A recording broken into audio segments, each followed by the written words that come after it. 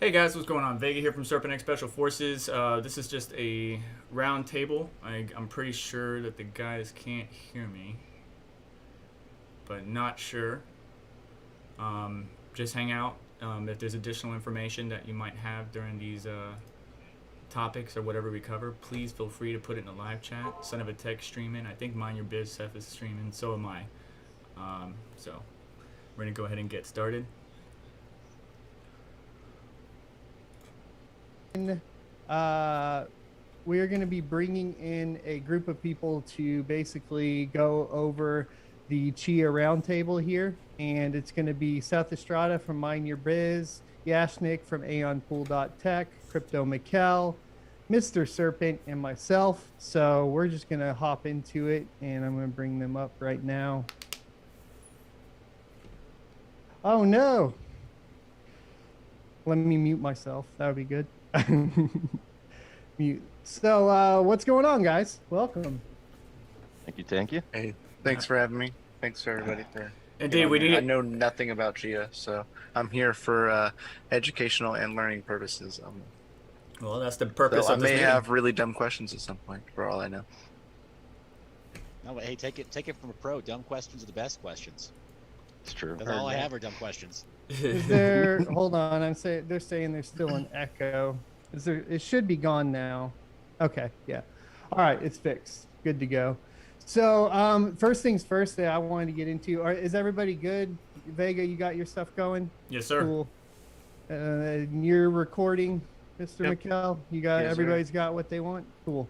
All right, so Yes, sir. first things first that I wanted to get into today is I posted a video this morning on a guide for chia-core.com, which is a new, I guess, not unofficial pool. So it's not, it's not the official pool protocol from Bram, nothing like that. The uniqueness to it as far as from HPool is you are not inputting your private key into an application to generate a key or a registry or registered key to put into the pool software. So in theory, it's safer. We are getting some comments though that people are worried about keyloggers and backdoors and all this sort of stuff. And because it has access to the .chia folder, people were worried that it has access to your keys. Now, in theory, there's nothing from stopping it from actually accessing your keys. That being said, I've been running a process monitor for the whole morning, as well as is it Yashnik? Is that correct? Pronounced correctly? Yeah, Okay, you're cool. muted, by the way. Yeah, you're muted, bud.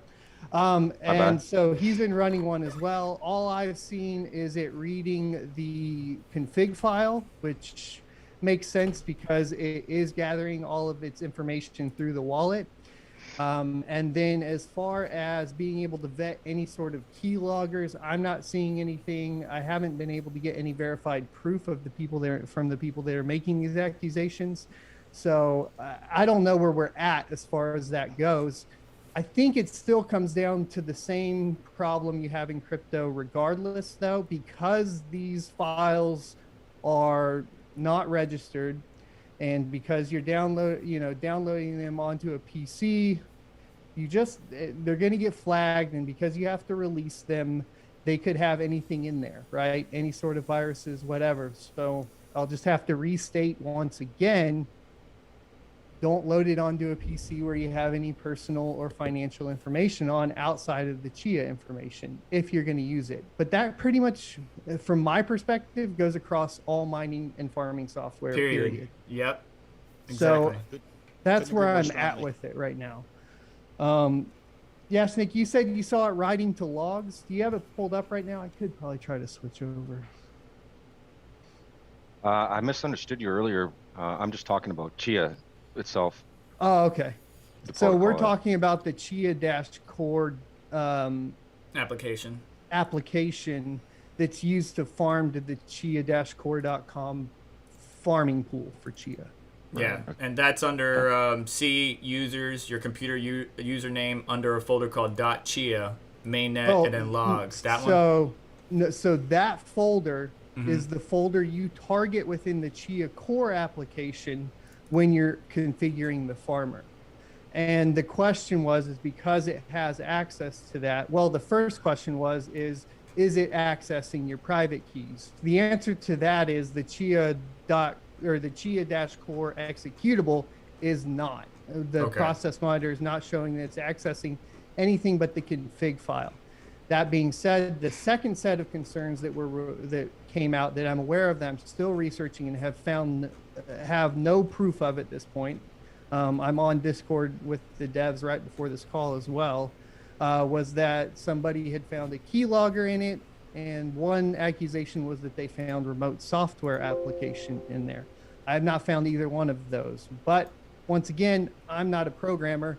I'm just an old cloud solution specialist. So I've dealt with remote software and stuff, and I can usually detect that. I haven't seen anything, but I am digging. So just be cautious. I haven't seen Bits be tripping get involved in Chia, but it would be nice to have his eyes on a couple of things.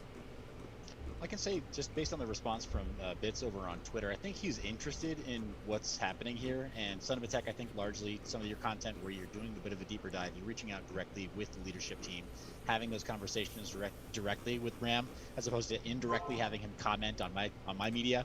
I think that he's trying to pay as close attention as he can to that sort of quasi-official line of like, hey, people who are building this stuff, as opposed to people who are just kind of looking with that high degree of skepticism, really trying to figure out what are the genuine risks, like you're saying before, what's being read from the system where you're mining versus what could be written, maybe where it's phoning home, right? Packet sniffing, whatever else, trying to inspect really what these things are doing and know if there is genuine surface to be worried about threat vectors, like attack surface to be worried about threat vectors from this new coin, let alone the tokenomics and the rewards and the pooling issues, all the other stuff that goes into evaluating a new project. It's classic Bits, right? He's very happy in his lane, and I don't think he's seen the incentive to really switch largely. I think I'm not going to speak for him, but if I had to guess, I think he's a lot more happy right now trying to figure out, like, is it going to be worth my time mining Raven coin 6 months from now, as opposed to really anything else. Right. Well, Bits right now has to really focus down on making his farm survive, which also is why I'm only doing one video as opposed to 2 videos a day right now, too, because that's what I'm working on as we shift into a whole place. But that aside, like, I guess from that point of view, I'm going to leave it. I just wanted to make sure that we went over it, unless you guys have more thoughts on specifically. I guess it's core pool now because Chia has a trademark issue, which I guess we could segue into their trademark issue if you guys want to. Let's go there, please. Yeah, I want to hear it. It piqued my interest. Like, what? A trademark issue? You guys haven't heard this yet? No. I have not. No. Okay, yeah. Go ahead, son. Chia. Oh, there's a trademark issue with Chia. I was gonna let Seth go because he's the detractor here. Go. Bad news, Bear. Here for your 1:08 p.m. afternoon news report. 3:08 if you're on the Eastern Standard Time. Here's your bad news report for Chia. Yeah, I mean, and Son of a Tech saw me. He caught me kind of like, I'll admit, I am throwing a little bit too much shade sometimes, but he caught me on Twitter retweeting something that is kind of bad press. It's a bad look for Chia. Somebody registered the domain name. I think it's called thechiaplot.com, and yeah, the Chia team or the corporation behind the Chia project went after them for a trademark violation. It's just such a bad look. So it's like, okay, guys, you did an over $60 million VC raise. You also pre-mined, the vast majority of coins. How did you not have the financials to solve some of these problems before they came up? Like, don't worry about domain squatters. Just go friggin' buy up all the domains that have what you want, right? Your keywords. The Chia plot, thechiaplot.com, Chia plotting, Chia plotters, plotters for Chia, whatever it is, guys. They're cheap if you get there first. So I don't know how the Chia team managed to raise so many millions of dollars and not think some of this stuff through, especially with that traditional VC mindset. Traditional tech startup mindset where it's like, okay, like half of your first considerations are, can we create a big enough differentiator between ourselves and other projects? And they clearly did it from not just a technological standpoint in the blockchain space, but also from a business standpoint. So I'm a little bit surprised, frankly. Yeah. It was just tickled by it.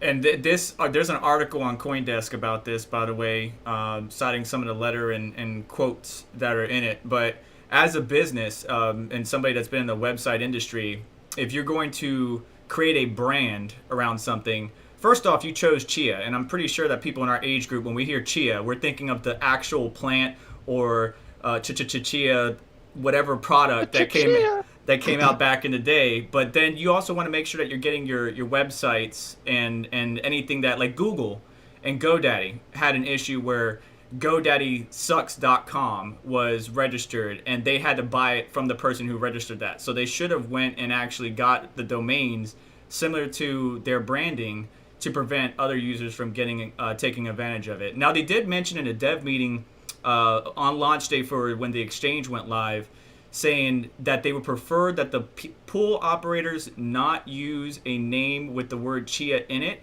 But there's a number of pools on miningpoolstats.stream that already have the name Chia in it. So I'm not sure how that's going to work out in their interest. But they're fighting an uphill battle with this one. Well, the one live it's right affinity now. branding, guys. Look at Ethermine. Look at Etherscan. I mean, like, why wouldn't you though? Like, why? Aeon Pool. Yeah, it's like Right. Aeon.tech. I mean, That Ethermine. makes no sense. And Ethermine's not even like Ethermine, really. It's Bitfly, and their pool for ETH is called Ethermine. Yeah. I mean, a lot of pools are like that. So why would you not allow people Chia Garden. to use? I mean, it would. Yeah. It makes no sense. What were you going to say, son? And them attacking is kind of stupid. Like, Yeah. just for a standpoint of me being. Trademark I don't know infringement. nothing about it. Trademark infringement is a very indifferent situation. I've dealt with those complaints. It's a pain in the butt. Go ahead, son. The current pools, so you were saying a lot of the pools on like miningpools.stream or whatever are not live yet. So the first one that did go live with that, which was this Chia-Core, they just are getting forced to change their name to Core-Pool. So I think when they go live, they'll have to change their name. Possibly. I don't know. And That still just seems silly to me. It's silly. I'm not disagreeing. I'm just saying I think the Yeah. reason why they haven't changed their name on there yet is they're not live with the official software yet. And I'm actually Right. curious on the second if Bram actually talked to some pool ops and let them know that they're going to change it, or if this is because there's going to be official pools or something along those lines where the devs get a cut of the fees. That's possible. And so being able to have that chiapool.com, in the Google SEO is where they want you to find them because the devs are going to get an additional cut from that. Who knows? Obviously it's sketch, but I don't know that it's proof of any. I don't know. I don't know. It's proof that it's like Chia is a scam, but it's like one of those things where it raises an eyebrow, right? It's proof of corporo status leanings. I'll put it that way. It's not the sort of thing you like to see in the blockchain space that I like to see in the free and open source software space. Right. It's like, yeah, you better step off our trademark, or we're coming after you. Come on. No one else can have the word Chia in their pools, but we're gonna release our own pool. We're gonna name it the Chia mining pool. So back in that And it'd be meeting that I like, was talking only we about, can have that. back in that meeting that I was talking about, from my understanding, and this is just my understanding, I could be wrong. The whole not using Chia in your pool name, which is ironic, was like, if you do use it, we're not gonna stand behind you, so to speak. Because what Bram mentioned is that there are going to be all kinds of pools, but there's going to be pools that kind of get their blessing, so to speak. I'm not sure how that works or what the criteria is, but the pools that get his blessing, supported pools. yeah, but they're not going to be official pools. So is this an official pool that we're talking about, the core dev? No, that's an unofficial pool. So there's two unofficial pools right now, H pool, and now it's Core-Pool. It was Chia-Core when I made the video this week, and then I guess now it's changed to Core-Pool. So yay for making YouTube content. That being said, so they aren't an official at this point. I don't know if H pool or Core-Pool, which I think he's in chat. Sanchez, the dev, is in chat. Are you guys planning on moving to the official pool software when that's released? Or I guess it's technically released. Are you working on that now? That'd be a question I have. But as of right now, maybe yes, it only goes to the official pools, the Chia branding or whatever. I don't know. Well, that's a weird situation to be in, I guess you could say. If you want your product to succeed, I'll tell you one thing: you need to work with the community, whether it's they're using the same name or anything. Bram doesn't like the current pools. I mean, I talked to him on the call that we had where we were addressing the pre-mine, which we can get, or pre-farm. Excuse me, before I get in trouble. That we can discuss here in a second, but well, he definitely didn't support H-Pool. I don't know about Core Pool, but you know, part of the problem with H-Pool is this, because it doesn't use the primary application. So Core Pool or whatever, from my knowledge, goes through the official application. So there's no way for you to disconnect from the pool and take the reward. The problem with H-Pool right now is you can be farming on both, and if you see your plot is the actual plot that won, you can disconnect the H-Pool and take the full reward onto your wallet. There's nothing that forces it to distribute it if you have both of those open at the same time. The actual official Chia miner, right? 1.116 or whatever, and then H-Pool miner. You can run both of those and basically dual farm, even though it tells you to close the application. You can, at least this is my understanding from Bram. And what you can do is essentially close out the H-Pool miner farmer, and then it would just pay it out to that wallet, but then that wallet wouldn't disperse it through to the pool, which is also a reason why people are speculating that the Core Dash pool payouts are higher than the H-Pool payouts right now.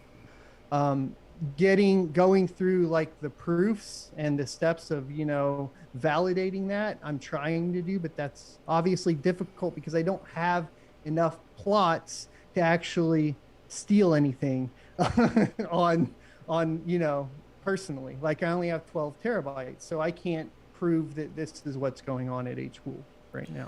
Yeah, we don't have the horsepower. I'm pretty sure everybody here that's in this actual stream doesn't have the horsepower to really compete competitively. I'm probably going to be at 100 terabytes by the time everything's said and done with what I got planned, and it's just going to be an at-home non-server configuration, even though Seth is trying to beat me with the server.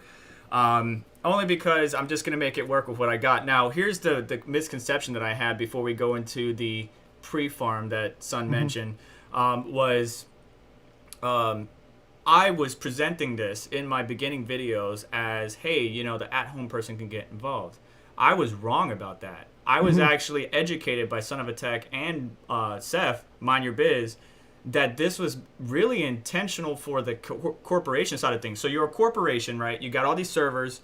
You got a certain part of it allocated to the business, whatever, but then you got all this storage that's not doing anything. Well, then you can allocate that to Chia and have a pretty good, well, depending on how much you have, significant amount of side income, so to speak, until your server grows so much or your business grows so much that you have to start using that. Then you delete plots and then go from there. But I was thinking it was an at-home person type thing, like, hey, we can participate, but the likelihood of us being a small farmer, and we're not even small farmers according to most of the parameters. I call myself a plankton farmer. I'm that damn small in the network. But no, it's really meant for companies and corporations to be involved. And I'm cryptocurrencies that are for the people, I'm all for. But cryptocurrencies that are really designed for corporations and big companies, I'm a little bit more hesitant. So my eyes are a little bit more open now on what I'm looking at. Yeah, from the get-go, it was meant for over-provisioned storage. At the end of the day, that's pretty much what it was targeting, which meant that I guess even from my perspective of creating it, yes, if I make a video, it's supposed to be like the at-home guy. So maybe there's some misconceptions if it goes onto my channel, and I should have made that more clear, I think, in my WTF is. But the idea was, and it was specifically over provisioned storage in things like AWS and Microsoft and Azure and that sort of thing, right?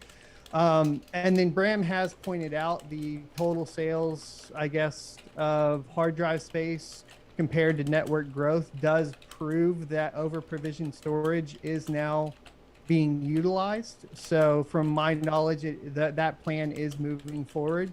And to give you guys an idea, the way that works is you rent out a certain amount of storage from like Amazon, AWS, or whatever. And a lot of the times you can't fill it up as a business, right? So to make some additional income, the idea was you would plot on that additional storage. Now, there's also other discounts that go into AWS that make this even more likely, right? Like if you plan on company growth from 5-10 years out and you want to receive some discounts for a certain amount of storage for that period of time, you can negotiate that sort of stuff. What that means is a company that's in year one out of that whatever plan, right, year, 2 years, 10 years, whatever it is, they have a lot less data on that storage, and that data that's not being used is referred to as over provisioned, and then basically Chia gets plotted onto that as the idea. And like I said, from what I understand at this point, that is true. This is happening. I don't know at what rate, but from my understanding when speaking with Graham is that if you calculate out, how much hard drive storage there is like on personal computers and how much has been ordered, even from farmers versus how much the network is growing, that this must be taking place at this point. So yeah, so go ahead. that tracks. Yeah, that totally tracks, man. Over provision storage at the enterprise level, that totally makes sense. And again, to walk back some of the very bearish content that you guys have heard from me on my channel, that's primarily been my message, is that if you're going to be the at-home person who's trying to buy this equipment at retail, you're not keeping up with the economies of scale that are happening where the real action is taking place. Like Son of a Tech is saying here, that over provision cloud storage on Azure, on GCP, on AWS, heck, on IBM, right, if you have it, like wherever you got cloud credits for your tech startup, right, you went through Techstars, good for you. You got whatever, $25,000 worth of cloud credits, you're going to do just fine. You're going to do great. Those of us at home who are like, yeah, should I put 3K into new gear over here for plotting? Should I even try to get the hard drive space, even if I'm plotting slow? Like, it's a totally different value proposition. We're going out of pocket for this. Like, I had to blow the whistle as early as possible. Do you think that because initially there wasn't going to be a pool, and do you think that over time, the reason why they did decide to do these pools last minute is because of the demand from retail? Because that's the only way retail can compete is with pools. And initially they weren't going to do pools. And then it seems like enough retail was interested that they were like, oh crap, we better do something about it, because otherwise you get a bad image. So it's almost now that with pools, to me, that does say the devs are shifting a little bit more to retail focus than maybe initially. Because I think it was initially just going to be like all this over provisioned storage. It's fine. Those companies can compete. They have enough storage to do this, right? And to where now it's like, oh, well, all these people need to get in or want to get in. We don't want to, I guess, ostracize a whole segment of the population and then have a bad name around it. So let's go ahead and do pools. Obviously, there's a lot of issues with pools just because of the way farming functions, right? Like we even saw that with Burst before. So I don't think anything's really new as far as like, oh, pools are super complicated for this, because they are, right? I give them time. Maybe if he's working on it, maybe. I haven't seen any of the pool stuff from him yet, but I'm curious. I wonder how it shapes up. I'm not like a huge proponent of using core.pool or hpool, other than the fact that here's the deal. At least they offer an opportunity for you in the retail space to actually farm anything, as opposed to basically farming nothing. So it's like, even if they get access to your private keys, it's almost like, well, you weren't earning anything before anyways. It sucks, but you weren't earning anything anyways. Yeah, it's a cat and mouse thing. So Son of a Tech, so the overarching question, do I think that they did pooling to be able to serve retail? Yeah, maybe. But the problem with that, the fundamental problem with that is that once pools are open, you do a couple of things that completely invalidate the ideological approach to what Chia said they were all about. Proof of space-time is a joke, because you erase the time factor by decreasing the time preference by allowing people to have daily payouts. They can pull out at any time. So that's a joke. It's just proof of capacity. Just own it. Just own it. You're doing exactly what Burst did. Just own it. If it's proof of space and time, and you get rid of the time component because you now have a low time preference based on being able to pool, it's no longer a function of time. It's a function of capacity only. He who has the largest share of capacity wins. And the second problem with pools, once you open the floodgates, well, guess what? Now the big guys can play too. Well, And it they get still that stops data work. grinding. So it does do something. Sure. Yes. Proof Yeah, of time it's and the not Time Lords do stop grinding. So, which was a big problem with burst, and that was what they were aiming, I think, to solve. So, I think we could say it solves that. But apparently, my understanding too, though, is that the Time Lords present a whole other attack vector. Right. So, at this point, it's like, okay, well, you solved grinding, but you just replaced it with another attack vector, especially considering that you only require one Time Lord for the entire network to function. And whoever is the fastest Time Lord wins at this point, right? And we mentioned that also, or I guess I mentioned it. And it's I don't mean to muddy the waters by bringing up MEV, but in terms of the game theory, that same attack vector is going to be approached by the same bad actor who would exploit MEV. And MEV, Vitalik just went on record not 72 hours ago talking about how MEV is not fixed by 2.0, right? Beacon Chain is already proving this, where it's like, okay, so MEV, we have to I think he made the joke about having to rename it because it won't be miners anymore. It'll be stakers. Right. Well, it got renamed to miners when miners got upset about EIP 1559. If we're go look through and search for MEV pre any discussion of 1559, and it was called maximal extracted value, or it was BPEV. And then they rebranded that. I think that was intentional. I think that was a PR move, personally. Agreed.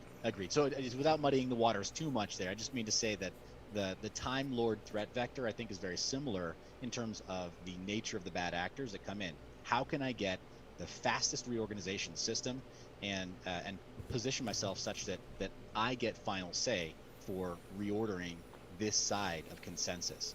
Because then I win.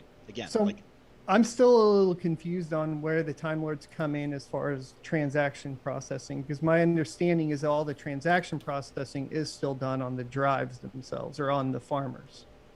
So I don't know where that would come in as far as comparing directly to MEV, and I'm still doing research on that. That's one of those things I just don't have an answer to yet.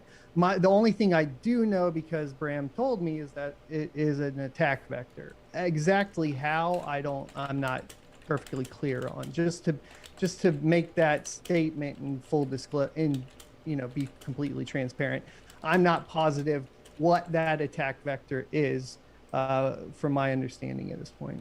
Sure. So to qualify my comment there also, without having spoken to Bram about it, and with all the respect, Bram, I love all of your previous work. I have a lot of concern and skepticism right now, which is why I speak it in about it in such a skeptical way. But to qualify my comment a little more, what I mean to say is the nature of the actor who comes in and wants to exploit, as I understand it so far, this Time Lord element. It's not that they're going to reorder transactions the way that somebody who's dealing with MEV would.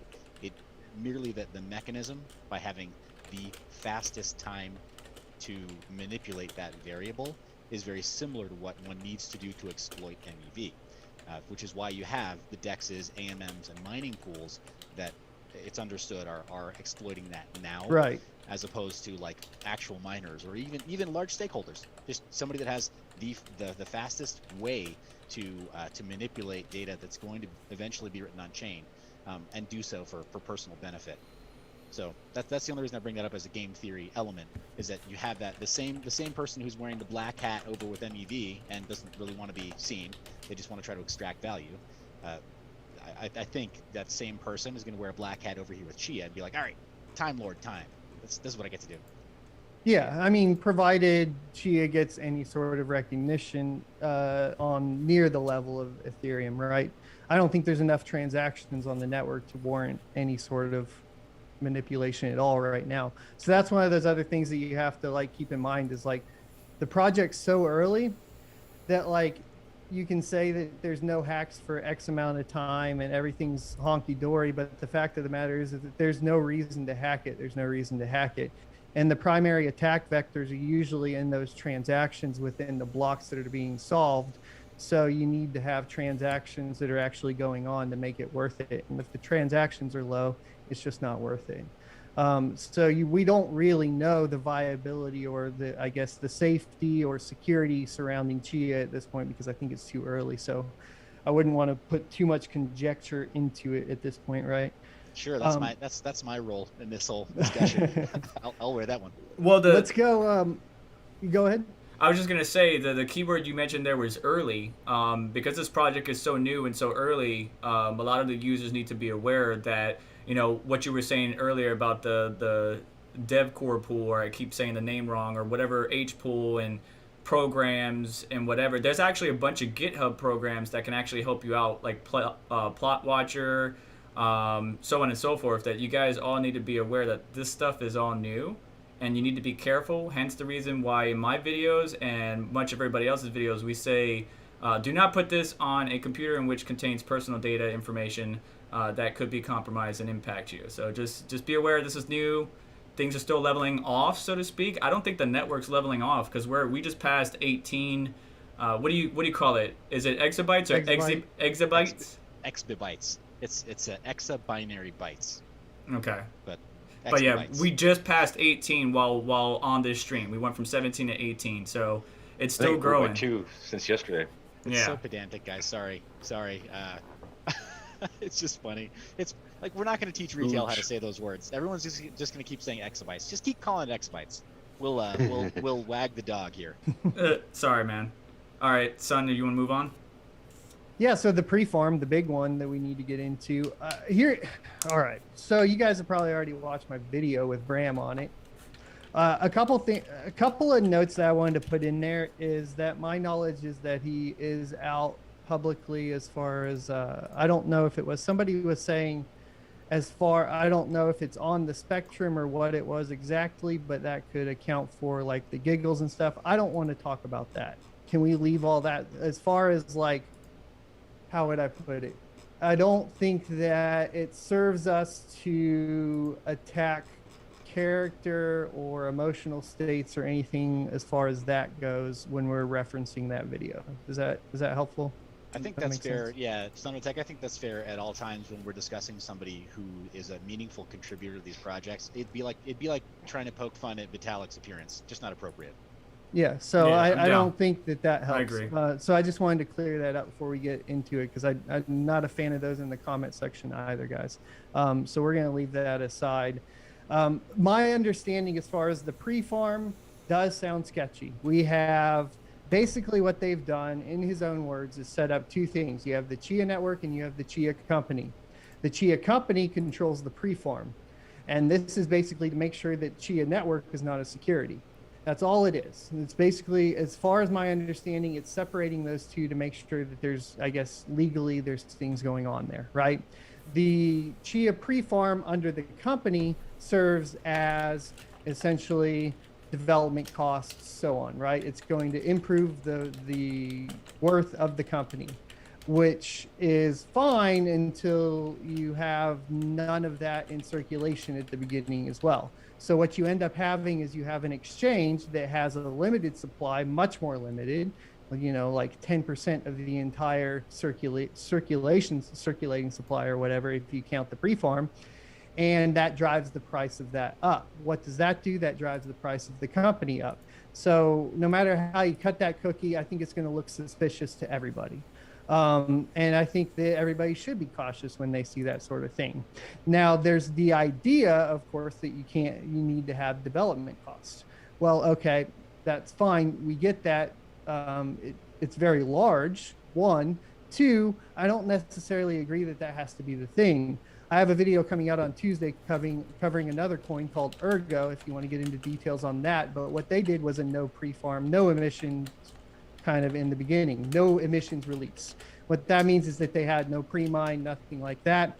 What they did was set a block reward of 75 that cut down to 66.7 after 2 years, and everything above 66.7 would be paid to the developer wallet for development costs. Okay, so that's the way they handled it. They put it on a vesting schedule, essentially, but their right. core team. And but at the same time, their entire worth now after the 2.5 years is only like 50 million, and it's based off of, I believe it was total coins of like 9 million or something out of a total supply of like 90 million, right? So it's not the pre-mine, or how they did it is still is 10% of the total circulating supply, not 90% of the total circulating supply. Right. Yeah, that There you makes go. so much more Okay. sense. Yeah, you got velocity in that system now too. You got utilization. You actually there's an understanding of whether or not it's even being adopted by other people, and to keep Ergo. I mean, it's getting a lot of love, right? So yeah, a Yeah. lot of us are looking at the content there. So I'll be doing the how to just for Hive OS, which is really just a how to, right? Whatever. Got it. Yeah, right. But I cover all the details from a technical perspective this Tuesday. I believe the video comes out. So awesome. if you guys Looking are forward to curious. it. But there's so many other projects that didn't do a pre-mine, that had an air quotes fair launch, and that they still managed to carve out enough. Managed to carve out enough of the community support. And I'll just mention Monero. Monero was fair launched, and you got members of the community who are really generous whales in the community who just say, I really like the idea and the mission of this coin, so of course I'm going to fund it. And they have this little bounty system, right, where they've got all kinds of different projects, including content that can be funded before you even begin to do any work, execute anything in their ecosystem. They're not the only ones either, right? So can think of a handful of them. Flux, another great one, totally worth mentioning, right? Good actors. Dan's a great guy. Miles, good kid before he took off, right? Like, really great team. And they fundraise in a totally different way by providing value along the way, and then getting that sort of like taking the temperature of the market as they go. And if the market kind of tells them no, they don't pursue a certain initiative. To go exactly like backwards, I mean, it's the cart before the horse, really. Like, okay, we need all this money before we can develop anything. Like, what? So the elephant in the room is going to be that Ethereum is basically the same as far as the pre-mine goes. And then people would say, because Ethereum is successful, this must be good. So what do you think about that? You bring up a really good point. I may be the only person in this roundtable that's ever done a video asking whether or not Ethereum is a scam, and asking it in good faith, like really trying to engage the audience, because those are valuable questions. Yeah, not just a pre-mine, but an ICO where people traded one full Bitcoin. At that time, I mean, the exchange rate was awesome, right? In history, or historically, if you were to trade one full Bitcoin for the 2,000th Ether that you would have gotten for the ICO, you'd be doing just fine. You wouldn't be upset at all with the performance of ETH. But yeah, as far as the development team, I mean, what is it? You either die young or you live long enough to become the villain. And now we have Charles Hoskinson, right? Like, because of that pre-mine. Now we've got the Polkadot team, right? With Gavin, who's a good actor, probably a good faith actor. But if you don't like these weird forks where people go off and do all their other stuff because they have ideological problems, then don't pay them so much at the beginning of a project. You got people who just like, they grab that pre-mine, they grab that ICO, and they use it like a golden parachute to just like be like, all right, I'm out of here. They bail from the project because they don't want to go, either they don't like the way it's being steered or the way it's being built mid-flight. And so I think there are a lot of problems. Son of a Tech, it's a can of worms you just open right there, but I think it's worth looking into and being critical about also. Well, what's interesting is if you listen to Bram in the interview that I did with him, he said that they didn't want to do things like ICOs and airdrops. Yet he does want to be compared to ETH if we're talking about the total pre-mine or pre-farm. So it's like, okay, which one is it then? You're not okay with ICOs, but is that because you want to put all of that pre-farm into your company? Or is that because you genuinely think that, it's wrong or unethical? And then a follow-up to that is, if we look at like 2016 to 2018, when all the ICOs were dropping, et cetera, a lot of people got in trouble for security. So I don't actually think you can do that all the time anymore. So they have a legal workaround for that right now, sort of, right? By basically turning up the value of the company versus with the value of the network, or with the value of the tokens on the network being held by the company. Yeah, that makes sense. It does. See how it's like a workaround to that's a workaround to the airdrops being in trouble for securities. I think. I'm not positive because I'm not a legal guy, Yeah. B, I'm not a financial guy, but what it seems like is he was against, the ICO and the airdrops, but for the preform. And I don't know what that means is going on in the background, but that's the best guess I got. Yeah, no, I get it. I mean, it's a tricky landscape launching after 2017 and 2018, right when the other shoe dropped. Got a lot of people that were subpoenaed, and gosh, now the BitConnect guy. Oh, I knew you were gonna say that. I knew you were gonna say that. Well, here's the thing, man. Yeah, It's like it's final been reality. years. Bro. McAfee is in prison. That guy is getting subpoenaed again. The BitConnect guys are getting subpoenaed again. Like, it's getting pretty serious. The IRS is not playing around. Nope. And you think you could get away for so many years until one day, knock, knock, knock. Yeah, so I get it. I get it. With new teams trying to figure out creative ways to engage in fundraising and try to avoid, like, they're not so much. I get why they wouldn't care so much about the court of public opinion as much as like the literal SEC and the actual IRS being interested in what they're doing, or worse, the FBI potentially, if it comes to criminal charges, in how poorly securities laws were treated by a given team, because that happens in the crypto scene all the time. Most people aren't.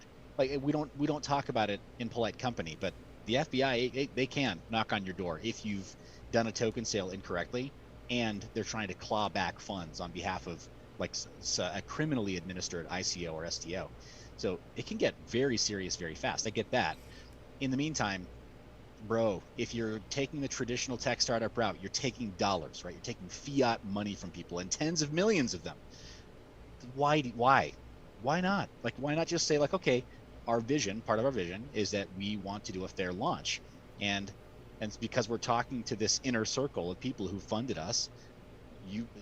We're a largely enterprise-oriented system, right? Like you mentioned, unprovisioned cloud storage. Then the people who already have a foot up or a leg up in those systems and in those cloud platforms, they roll in that same circle of the people who bankrolled Bram and the rest of the Chia team. So you've already given them enough of the insight that they need to submit proof of whatever the scarce resource is, right? Whether it's CPU, GPU, hard drive, call it capacity, call it time space, whatever you want. They've got that scarce resource. They can allocate funds and allocate materiel to that pursuit.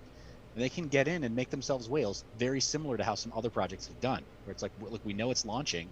Yeah, we funded you, and we want some ownership of your company or whatever. There's some other consideration we can do. But if they're reserving some massive pre-mine, ultimately in exchange for that financial consideration, that fiat consideration, I already ran my disclaimer for my stream, so they know this isn't legal advice. I'm not a CPA or whatever, and I'm not like a securities attorney. I'm spitballing here from the conversations that I've had with people who've gone through Y Combinator and Techstars and stuff, right? Like, but when you're taking financial consideration from one group of investors, do you really need 90% of the available coin supply to be able to pretend like your company is going to be valuable? I just don't see that. There's a pretty big disconnect there, and I think in the final analysis, you could still be accused of running a token sale because you're holding those. Well, coins it's weird, right? Because those coins, because those coins values are overvalued essentially because of the supply on the actual network, right? So that's where it seems to get sketchy to me, is like, if only 10% is on the exchanges, but that 90% is going to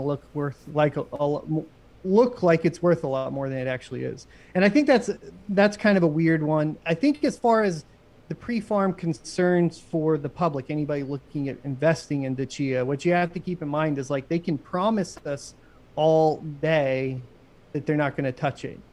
At the end of the day, a cold wallet, all that means is they wrote down the private key and put it in a safe. I tried to press him for how that was secured, or if they had future security plans for that. I think there are, from what he says, but as it sits right now, there's nothing stopping them from, liquidating those. And you could be in good faith as much as you want, but as soon as the project starts to go downhill, that changes. The investors can call for their money. Now, in order to get those funds out, from my understanding, there has to be a board approval on it. But we don't know who. Do we know who's on that board? Do we know what the parameters are. We don't know how it's stored. There's a number of variables that are unknown. But yeah, in order to get those funds out, they have to have board approval. Well, I'll do this. It's really easy to see how easy it is because we just saw Vita dump all the Shiba Inu tokens. cut. Yep. So they want to say it's difficult and they don't have access to their cold wallets, but he pretty much did that by himself. And on the podcast with forgot that guy's name now. Lex Friedman. Lex Friedman. He said that it was a little bit more difficult because he had to call his family and have him read the other side. If that's just as difficult as it is to get a hold of your cold storage, I'm just telling you guys, it's not that hard. Yeah, well, that's including. So for the audience that may not be very familiar with seed phrase management and key pair derivation, like using something like Shamir's secret, right? Shamir's secret, you can split your seed phrase essentially, or just we'll just call it a split seed phrase. Even something like that, like you're saying, set of attack, you only have to get a quorum, right? If it's a 5 of 6 multi-sig or whatever, there's so many other different schemes. You only need to get whatever that minimum level of consensus or the minimum required number of pieces of data to be able to move those funds anyway. And I saw that conversation that you conducted with Graham. I mean, congrats again. It was a great conversation. You said you didn't feel very prepared, but I think you asked great questions, and I think you chased this down appropriately. You didn't just let it go by saying, "Oh, that makes sense. Yeah, the funds are Seifu. Thank you, CZ." Like, we can't just take things at face value. No, there are only so many ways to secure crypto, like you're saying. And usually, I mean, it sounds really messed up, but a $5 wrench normally gets people to give up their seed phrase. That's usually all it takes. And if they don't have it split and definitely secured in some very, very well thought out way right now, then maybe it's not Bram, but maybe it's somebody else on their leadership team that you have to go tune up with that $5 wrench, and voila, the pre-farm is gone. Yeah, and that's just from I just want to make that clear to everybody, right? It's like I'm not detecting direct malice or a plan for a scam or a rug pull, but the nature of crypto tells me in the past that is definitely a possibility. And if they have 90% of the circulating supply locked up in custody of that company, then you're basically putting all your faith on the price of the coins right now in them not liquidating any of it for an extended period of time. Right. They could say they're not going to touch it, but we don't know that. And you made a good point, Seth, about the $5 wrench and find that one individual that might have that capability. But if the project dumps or whatever, and the investors are like, you know what, I'm done with the project, I want out, that could dump it even further. That could dump the price even further, making Chia even less profitable. So the pre-farm was covered. What else do we have on the table? Because I have something that I want to talk about, but it's more towards the actual process of plotting and what to look out for. But what else do we want to cover there, son? From everything as far as the large concerns, pools we covered, pre-farms we covered, attack vectors we covered.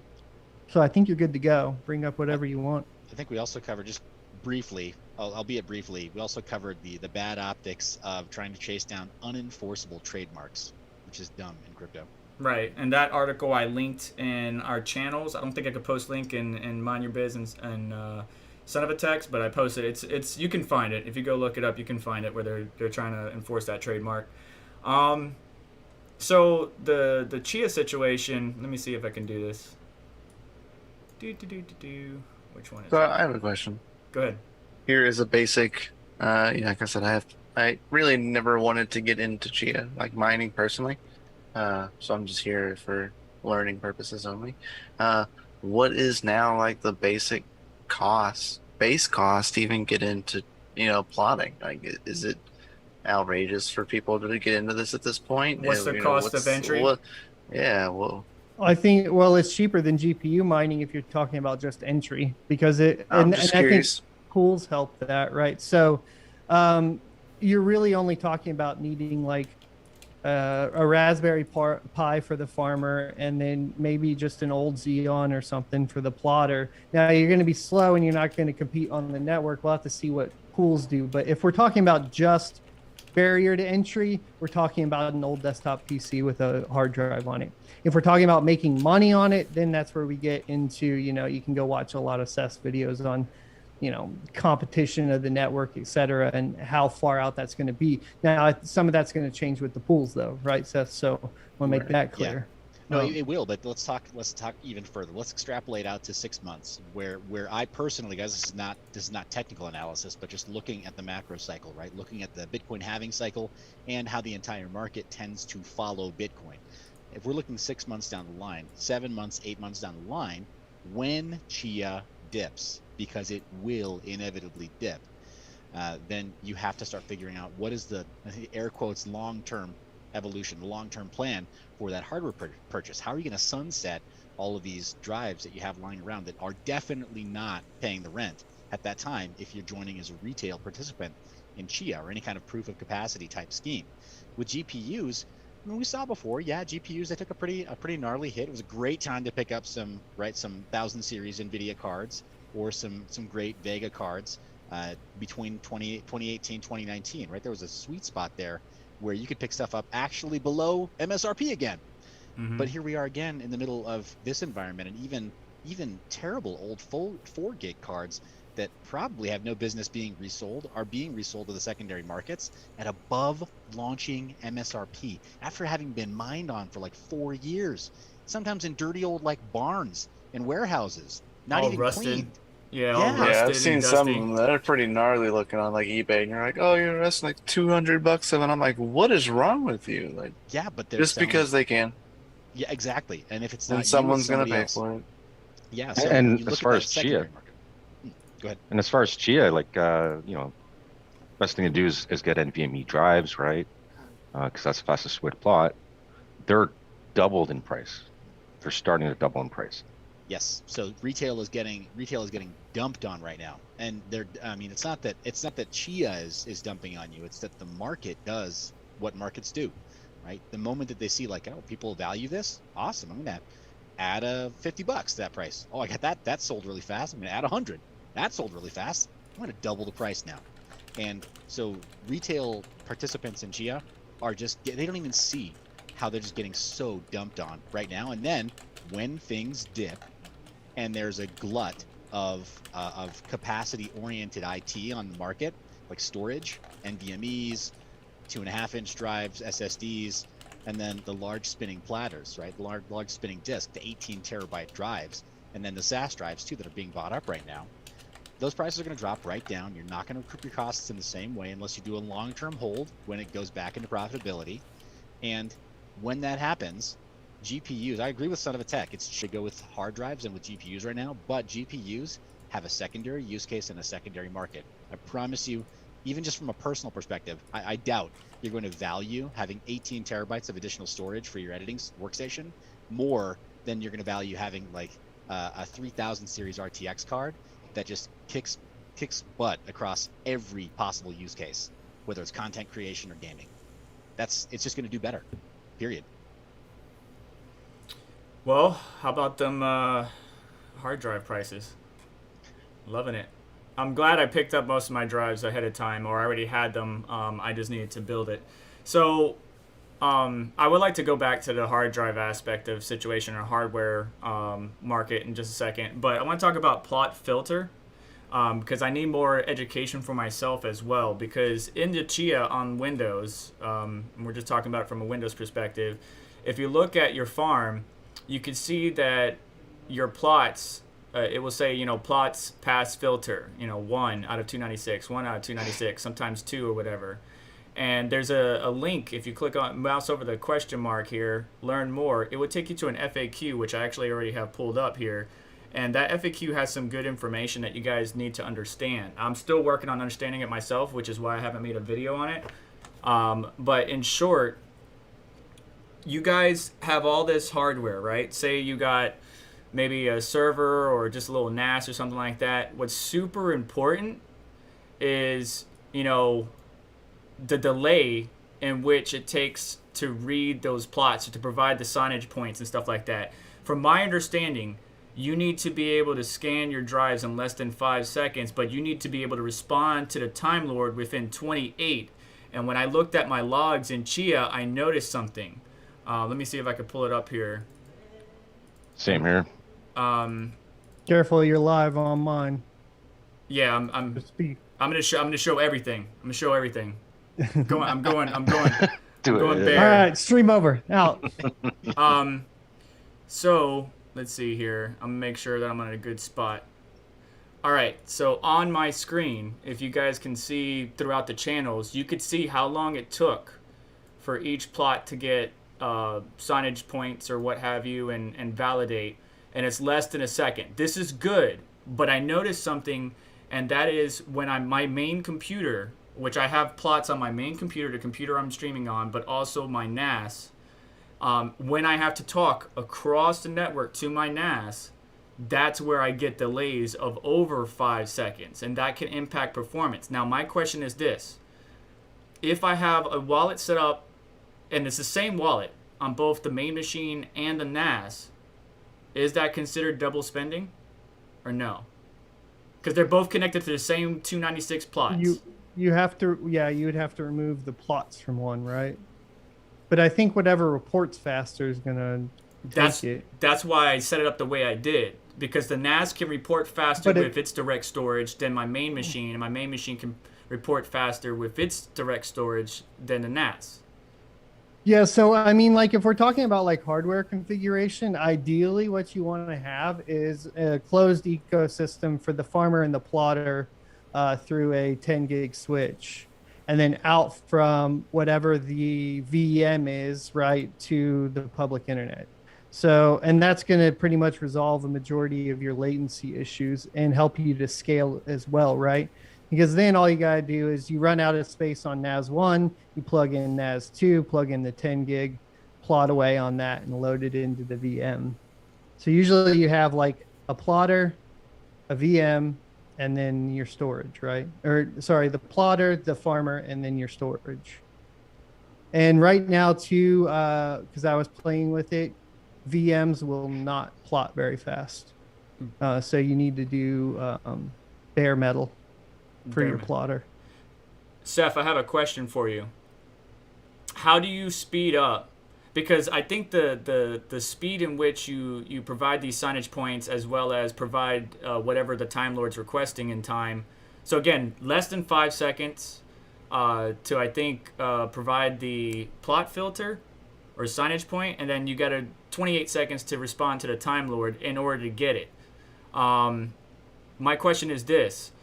How do I find out, and I know in the log I can look at it, but how do I find out or tune to where my system is operating really fast? Like, it's fast right now, but what happens, like right now my Comcast is screwing with me on my stream, and I'm dropping. So my internet's one, but the speed of the drive also matters. Am I correct? I mean, to some extent, yeah. When you're talking about like millisecond access and like retrieval times, for sure, that's going to be the case. And as far as that response, I mean, we're going back to like spinning platters versus SSDs versus RAID configurations of either. You are going to get better access times with SSDs, even than some spinning platter configurations in RAID, just because it's access time. It's not about like sustained read write to be able to fetch this response, because you're basically it's more of an attestation than it is like an IO operation, right? Like really like big fat pipe of IO. So yeah, that's going to be, it's another piece to that puzzle. However, if you do have a large volume plotted, it's just kind of like, this is me spitballing here, guys. I'm not managing large scale stuff, so I'm not speaking from experience here. There you go, disclaimer. But just in terms of just speed, like Son of a Tech said, as few layers of abstraction as possible, not in VMs, on bare metal if possible, and then having, even if you are putting your plots on large spinning disks, try to, like, if you can handle not having data parity, try to work on RAID if you can. I know some people are saying they're just doing JBOD, and that's how this whole thing was architected, right? But Yeah, and I'm using RAID 0, but I mean, here's the downside to RAID 0. A drive takes a dump and I'm out. I'm Yeah. done. I got to replot that All of entire that. RAID. Yeah. I'm using spanning, right? Yeah. So it's like JBOD, but if like let's say a NAS, there's 4 drives in the NAS. One drive goes bad, I You only gotta have to replace replace it. that one. Right. Yeah. So It doesn't wreck the whole volume, right? But then you're replotting instead of rebuilding. I'd say Yes. like if you can handle, especially if you're going with used spinning platters where you know you have a pretty high likelihood of having like losing a drive, why not go with a RAID 5? You're gonna get very similar read speeds to your RAID 0, and then you don't have a lot of fault tolerance, but you can lose one, right? Yeah, I mean that's the problem with this whole venture from the get-go. I mean, ideally, like RAID 10 would be awesome, but you're gonna tank half of your storage just doing that. So Exactly. Yeah, People right. want more storage, right? More Yeah. plots. more Yeah. plots, more storage, more And, money, but yeah, if you look online and a lot of the Reddits and various forums, all people are doing is which I'll have a video coming out in the future, but they have a bunch of storage, not even in a chassis, right? So Crypto Mikkel and I were talking about this, 3D printing the stands that holds the hard drives, and they have it all connected, but they're not in RAID. They're just as they are. 7200 RPM regular SATA drives, where what is SAS speeds rated at for Seth? Like 10K and above? Oh, Yeah. see, I mean, you can get SAS drives that spin at only 7,200 RPMs also. Like that's just the interface, right? As opposed to SATA, like, yeah, it's just a different But the different speed, interface. the read times is as important as the internet connection that you have. And again, if this is not for the at-home user and for corporations, they more than likely have a huge pipeline and a better connection than any of us could, so they can get it done really fast. So it's hard to compete at that level, but I'm still trying to fine-tune my setup, look at the logs, and that's what you should be doing, by the way, is inside your see users under your computer name, go to the .chia folder under the mainnet and look at the logs and see what you're doing. If you're taking over 5 seconds, that's not good. I'm taking over 20 seconds. Yeah, so Dang. there's some fine tuning that we have to do, but I'm still learning that. 1 So gig don't- LAN on NASs. Yeah, I got to do Dude. something. So Yashnik's profits are holding on for dear life. Yeah, I On got the to do fingernails. something. I did find in a video that I will share with you guys in a future video, but I'm gonna share with the guys offline that can help you out. There's various resources in my but yeah, this internet connection is one of the biggest problems that I have, and that's Comcast. It's Comcastic. So my hard drive speeds are pretty good, or my read times, but it's the internet that tanks. I'm curious. yeah. On are you Spectrum, I running a moved VPN? to. Sorry. No, you're good. Just troubleshooting. I mean, so Vega, are you on a VPN also? Do you wind up having like worse ping from certain when you run through your VPN? No, Do you need to tunnel it? I think it's just Comcast because my neighborhood sucks, and home dude across the street ran into his box. So like if my neighborhood's on a share line, then that's gonna screw me over. Well, it is You're- going to yeah, be you- right. Yeah. Yeah. Yeah. Yeah. So I need I went through my router settings. It did this earlier, my stream today. It did it a little bit yesterday, and it's doing it now. It's just I've been talking to Comcast, and all they want to send me is, you know how they are. Oh, I'll send you a reset signal. I'm like, get somebody out of here. Come on now. But yeah, it's I'm just trying to tweak my setup. But I'm not going to be anywhere near what you guys would recommend and stuff like that. I would love to have a server, but then my wife would kill me because I already have enough heat being outputted outside that door right now, causing the AC bill to go up. But I just Another wanted to thing share too- that. Another thing too, like the more plots you have on said drive, the longer it will take as well, right? Because it has to go read through all the plots. Mm-hmm. Yeah. So that time's going to go up the more plots you have. I wish I kept my 9900K. I sold my 9900K just to turn around and get a 9600K.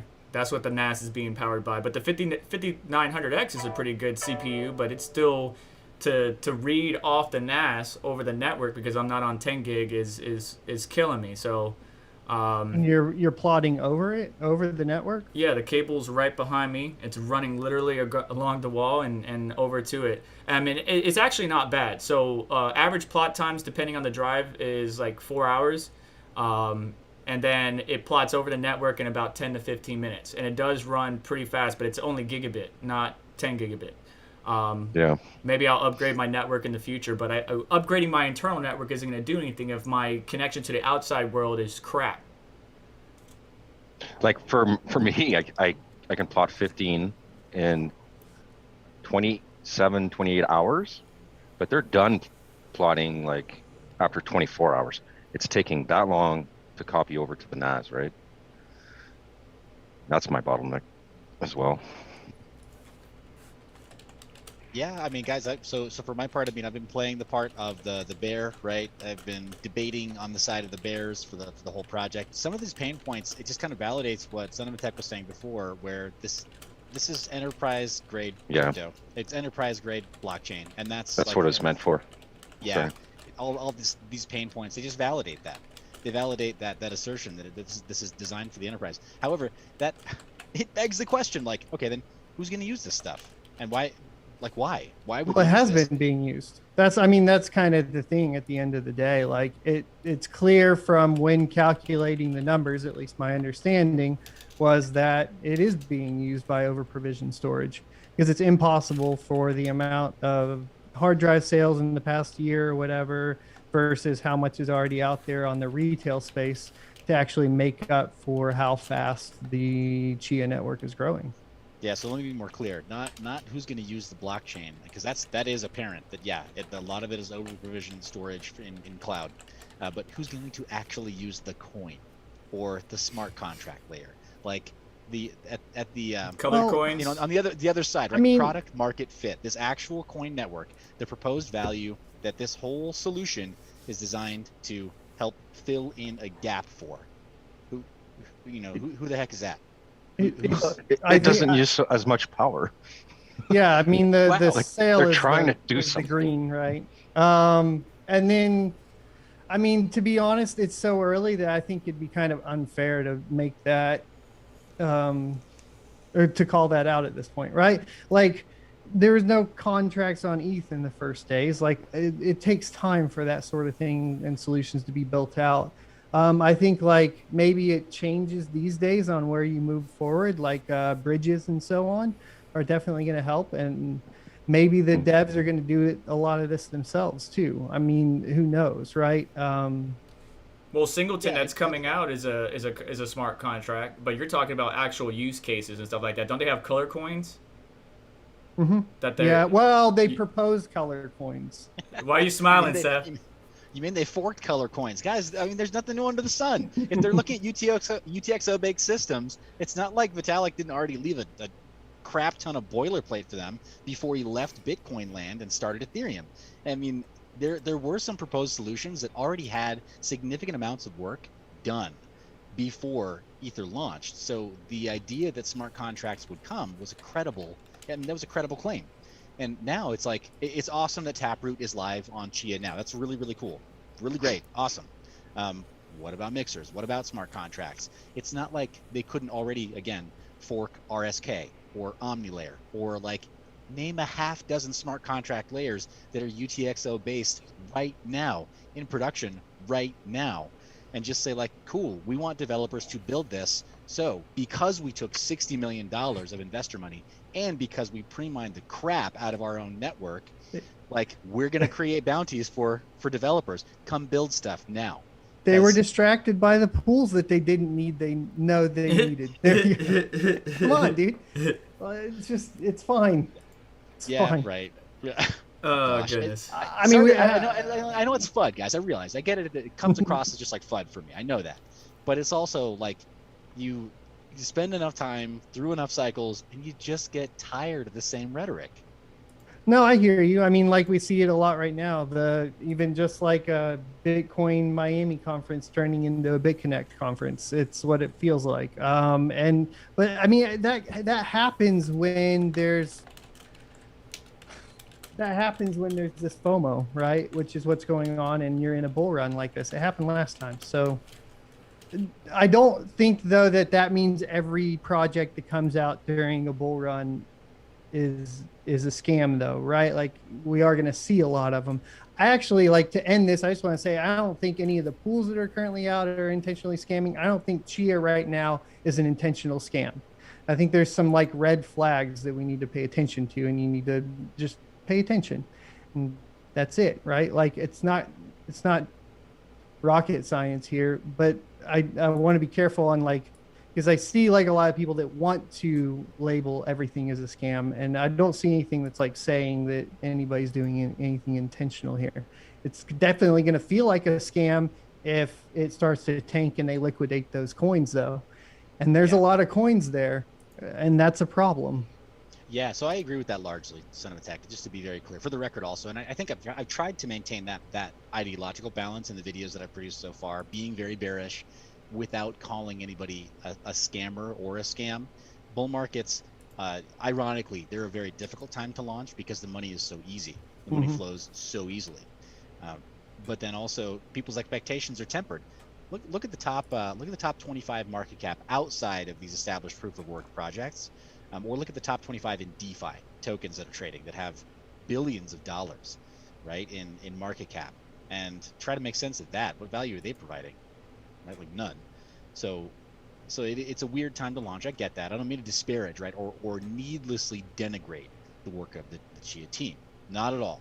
So I'll continue to say it. I mean, BitTorrent absolutely changed the world.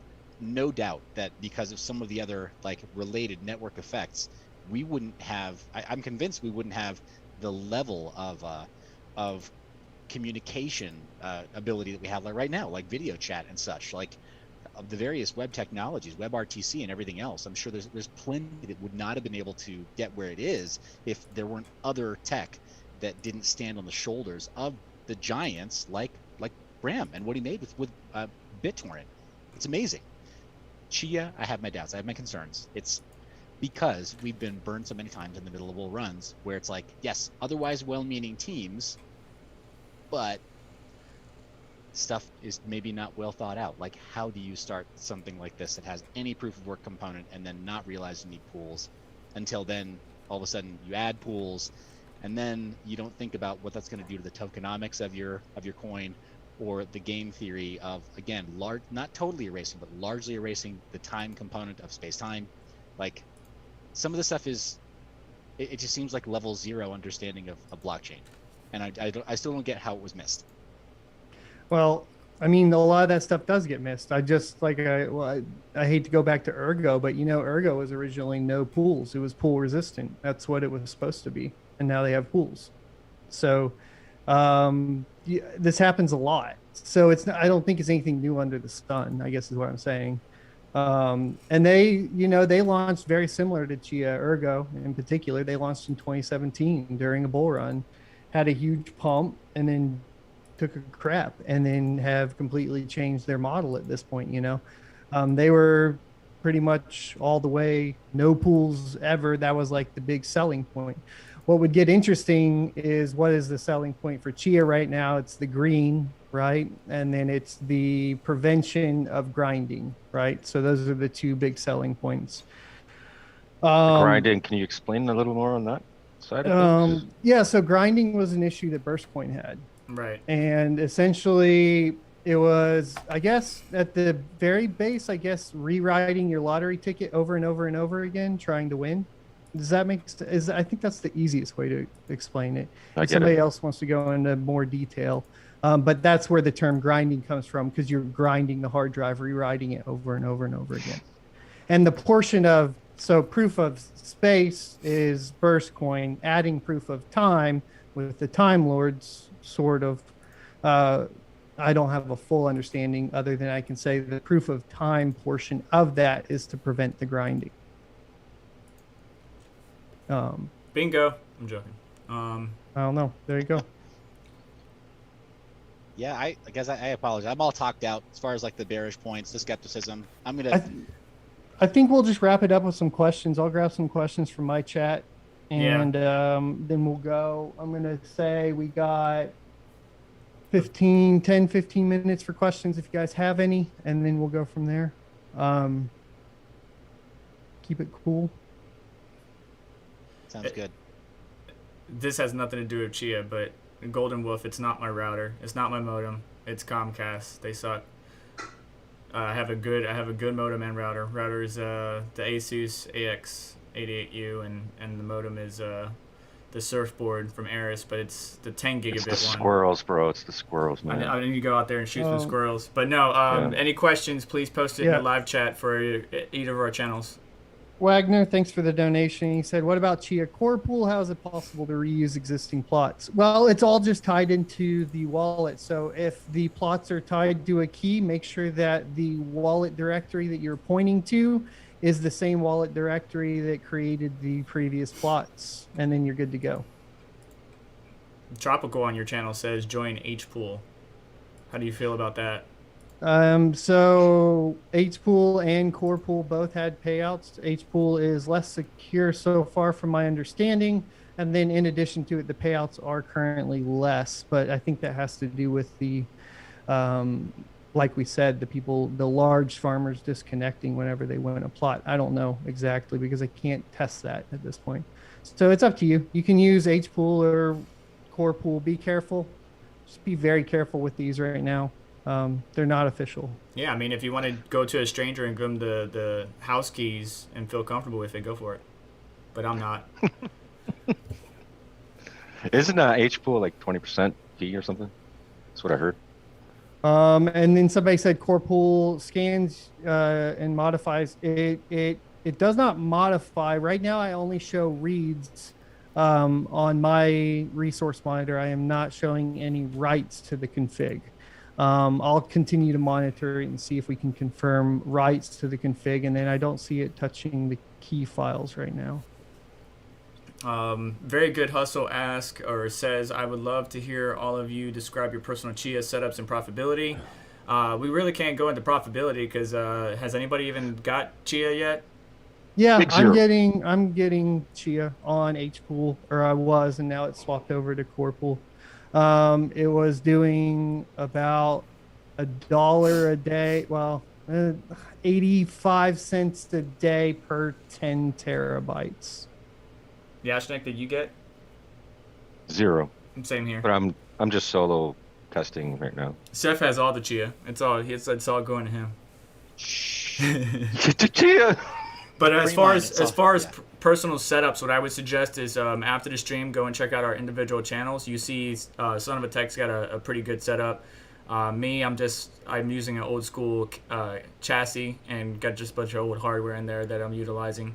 Because it's not profitable if you're out buying thousands of dollars of equipment just to get into it. It's not. If you already have the hardware on hand, go for it. If you don't, spending money, especially right now in this market, it's not recommended in my personal opinion, but you have to see. But yeah, just go through our channel. I don't want to talk about it in this stream. I want to answer any questions. I don't plot at all. I'm not a plotter. I'm here just to learn a little bit more from this side because I really don't have an interest in Chia mining personally at a personal standpoint. Farming. It's farming. Yeah, whatever. Watch it, bro. Man, if you keep saying... All right. I was going to say that just to be clear, all of the hardware that I am farming Chia on, I previously owned. I used to be a cloud solution specialist, so I already had Dell Power Vaults and R710 and 720 XDs on hand. None of it was purchased other than the 10 gig cards and the 10 gig switch. So it's not like I went out and purchased a whole bunch of stuff as opposed to what I did for Ethereum mining, etc., which was go out and build a farm and actually purchase all the GPUs. So this is hardware that's laying around. And so I wanted to be clear on that for anybody that was curious. Homegrown asks, do you know if Core Pool plans to release Linux? No, I do not know if they're going to release Linux. Sorry. On when net space growth might slow. What was it that he said in the call? I think it was 100 exabytes. 100. Originally, wasn't it some argument between like 20 and 100 or something like that? But yeah. I thought Shane had an argument with them over it slowing earlier, like 20, but last from Bram that I heard is that network growth won't slow until 100. So it's going to continue to grow. We went back under 18 just now, but we peaked at 18 during this live stream, and as more and more users get online, both the small and the various companies and corporations, this net space is going to grow so much faster. That's why pools are needed, or were needed from the jump, but we'll have to wait and see how things plan out. I think we're going to wrap it up there. Done with questions. Thanks everybody for hopping on this call so we could review those and get a roundtable. I think in conclusion, I'm just going to say, I don't think anything's intentionally a scam. However, when things go south, they go south. And when they go south, if there's a ton of money involved in a company's wallet, then the rest of the people are going to get screwed. That's it. Not saying that's Do going your to own happen. research. But it might. Yeah, here, guys. Thanks so much. This means a lot that you coordinated this. The Vega, so Serpent X Special Forces, guys. For anybody on my stream that isn't already following him, what are you doing with your life? Like, go follow everybody you see on screen right now. Really, if you're not already sub to everybody you see in this panel, because they publish independently and they publish high level content. It's totally worth the follow. Appreciate that. And thank you for your Appreciate knowledge, it. Seth, and Son of a Tech, and sharing in the stream. I just wanted to get some people together. Me and Son were talking about it offline, and just wanted to get some people together to talk about it a little bit more. Maybe we do a follow-up sometime in the future, so stay tuned to our social feeds and various, Twitters, Instagram, all that stuff, and we'll keep you guys posted. Yeah, if there's a rug pull, we'll be back. Yes, sir. Well, thank you everybody for watching. Make sure to like, share, subscribe, comment, all that good stuff that helps out the channel, whether you're watching after or live. And you guys take care of yourselves. We're going to get out of here. Adios. Peace. Recording stopped. Alrighty. Wow. All right, guys. Thank you so much for watching.